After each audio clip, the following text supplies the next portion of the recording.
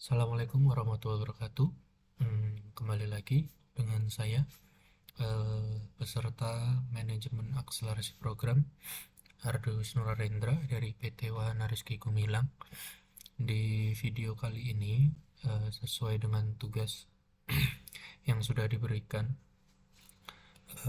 saya akan mereview berdasarkan buku, di mana bukunya berjudul Buku Saku Manajer. Untuk minggu pertama, tugasnya merangkum dari bab 1 sampai bab 6. Bab 1 sampai bab 6 pembahasannya adalah tentang yang pertama kali menjadi manajer, yang kedua menjadi agen perubahan, yang ketiga tanggung jawab manajer, yang keempat tugas dasar manajer, yang kelima keterampilan yang diperlukan manajer, yang keenam apa yang perlu dilakukan seorang manajer. Untuk yang bab pertama, sesuai dengan buku dan apa yang sudah saya ringkas, pertama kali menjadi manajer, perhatikan secara pasti peran, tanggung jawab, tugas pokok, dan fungsi dari pekerjaan pada departemen yang akan dipimpin. Agar menjadi SPV yang berhasil, maka perlu adanya pemahaman terkait uraian pekerjaan dan tolak ukur keberhasilan. Apabila perusahaan sudah memiliki uraian pekerjaan, alangkah baiknya tetap mengkaji secara baik untuk dapat segera beradaptasi, dan apabila tidak memiliki uraian pekerjaan, alangkah baiknya diselesaikan juga atau disusun kembali uraian pekerjaannya, karena perlu disadari bahwa semua kinerja yang baik selalu diawali dengan kejelasan tugas, tanggung jawab, dan sasaran yang perlu dicapai. Yang kedua, menjadi agen perubahan. Sebagai seorang manajer yang memimpin, terkadang ada keinginan untuk semua staf atau karyawan yang dipimpinnya mau dan mampu melakukan semua hal yang diperlukan bagi pencapaian yang memuaskan. Namun memiliki staf sesuai keinginan tersebut tidaklah mudah, dan juga kebanyakan manajer ataupun supervisor hanya tahu pentingnya perubahan untuk kemajuan perusahaan, tapi tidak tahu bagaimana cara melakukan dan memimpin perusahaan. Perubahan dapat terjadi dengan dilakukan secara berkala. Perubahan dapat dipicu oleh kebutuhan organisasi untuk terus menyesuaikan diri dengan perkembangan. Melakukan perubahan dari suatu kondisi ke kondisi yang lain seringkali membuat tidak nyaman, meskipun perubahan itu kecil. Oleh karena itu, saat menghadapi perubahan, maju terus. Jangan berhenti hanya karena itu tidak merasa nyaman atau kesulitan. Buat alasan kuat untuk melakukan perubahan.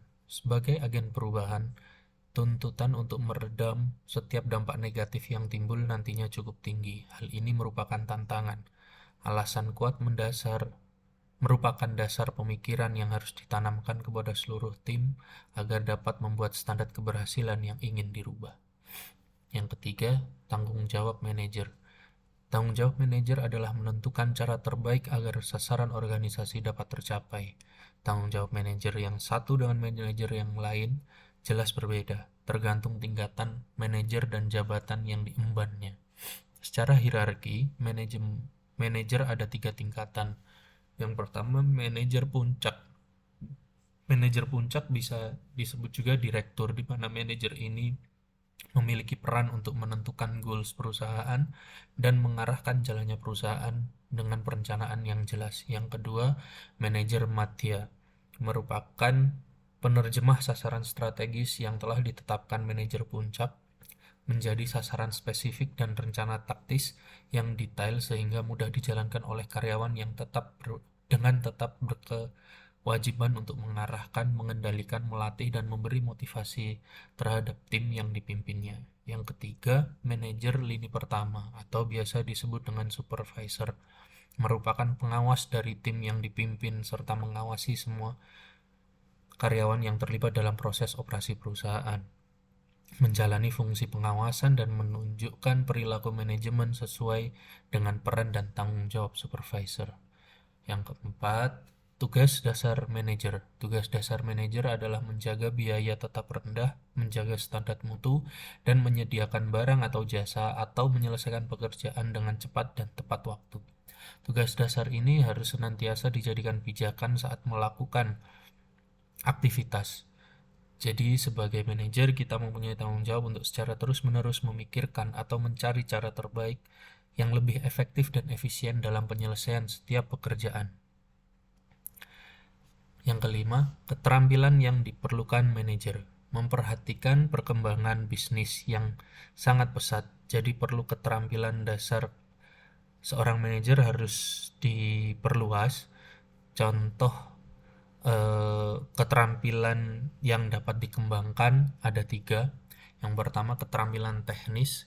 Keterampilan teknis merupakan keterampilan yang mampu mengaplikasikan pengetahuan, metode atau teknik spesifik dalam bidang spesialis tertentu. Contohnya keterampilan dalam hal pemahaman suatu pekerjaan yang bersangkutan dengan fisik, maksudnya dengan action, yaitu seperti contohnya operator alat khusus, alat berat kan ada operatornya sendiri, terus QC seperti itu. Yang kedua, keterampilan konseptual. Kemampuan untuk memandang dan memahami suatu bisnis secara utuh dan memahami gambaran menyeluruh tentang perusahaan serta memadukan semua bagian-bagian yang saling terkait satu sama lain untuk kepentingan perusahaan. Toolsnya ada 3, yaitu strategi, organisasi, dan finance. Ada masing-masing metode yang bisa dijalankan di 3 keterampilan konseptual tadi. Yang ketiga, keterampilan non-teknis. Keterampilan teknis ini merupakan keterampilan untuk mengelola diri sendiri dengan bersosialisasi terhadap orang lain yang didasarkan pada nilai-nilai yang dianut kehidupan seseorang. Terus bab yang terakhir, bab ke-6,